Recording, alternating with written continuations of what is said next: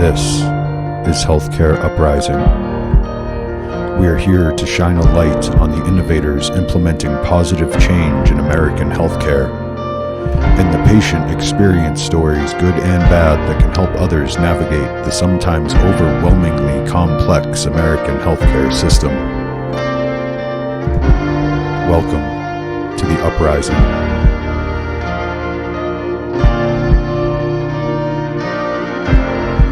We are not doctors and we don't play one on TV. If you need medical advice, consult with your physician or a healthcare professional.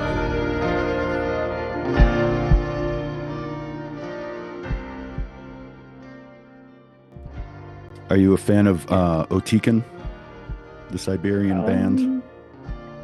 They're one of my favorite things on YouTube. How are they called? Otikin? I don't know if I say it right. It's Otyken, but they're like a traditional Siberian band. Yeah, I don't know about them, unfortunately. You should check them out. It's like a bunch of them. Yeah. One of them that's very plays this interesting. short little woman playing this big like yak skull bowstring bass. How cool that you know them. I love watching them. Okay. Well, there you go. And that's what I do here. Okay. All right.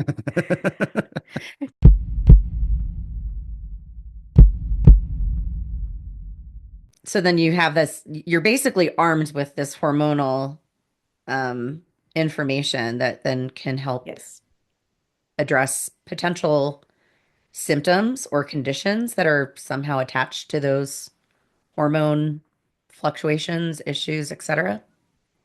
You are armed with the data and you are armed with the particular requests to your healthcare provider.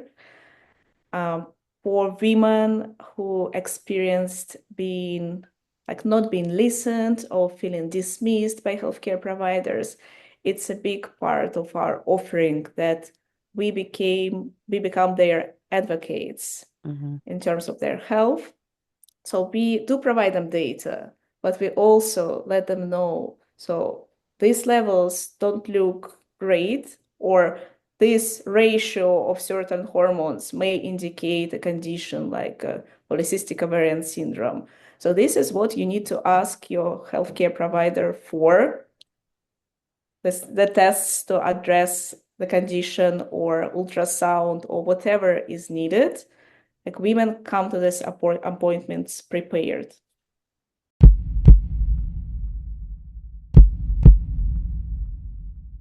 So it's a great start to give them the opportunity to take control of their hormonal health.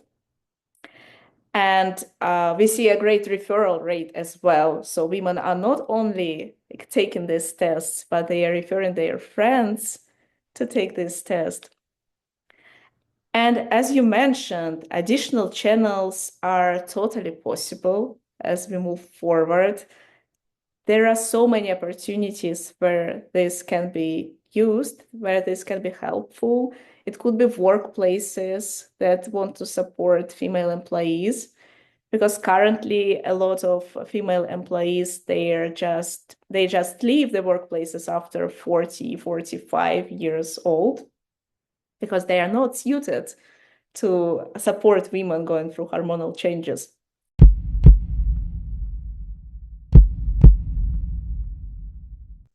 Because currently physicians, they receive about an hour of training in hormones, and it's mostly menstrual cycle related.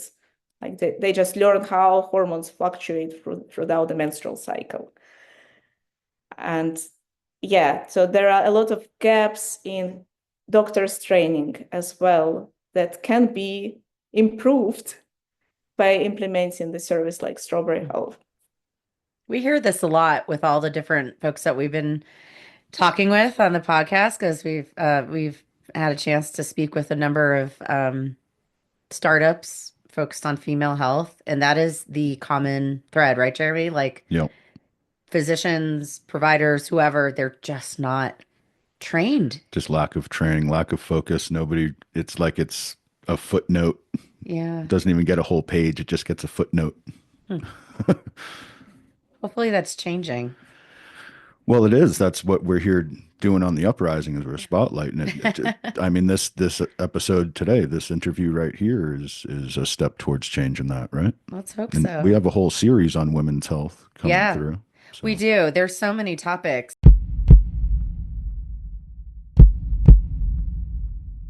One of the biggest challenges that we have, particularly in rural America, is shortage of providers, and needing to travel. So the more at home, the more kind of, self-administered, very consumer patient focused healthcare in terms of access and, just kind of ease of use. I mean, the more we can have of that, the better. And technology, the reason this podcast exists basically is so we can talk to all the awesome, brilliant people who are doing stuff like this. The more of that, the better, I think. It's just the industry is shifting, and I don't know, I'm here for it.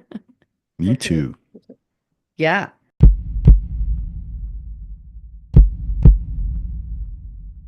We are currently in the beta with our first group of customers who are getting their tests.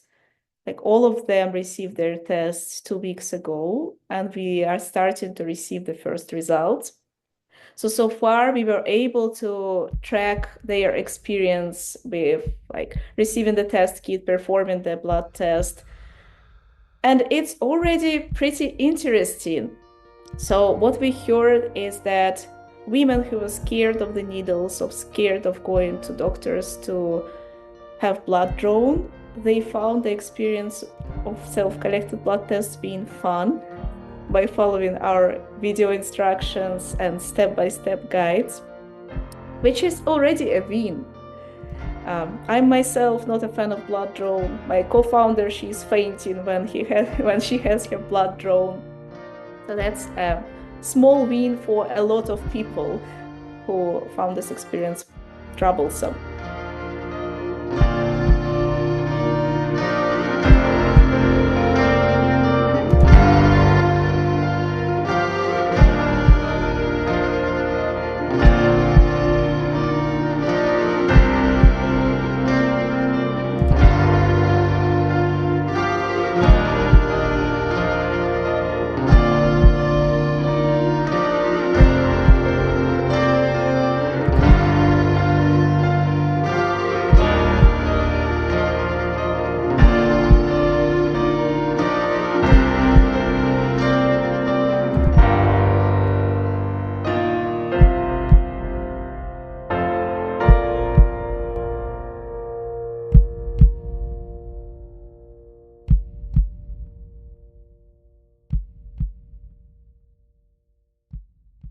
This has been a Shut Up production.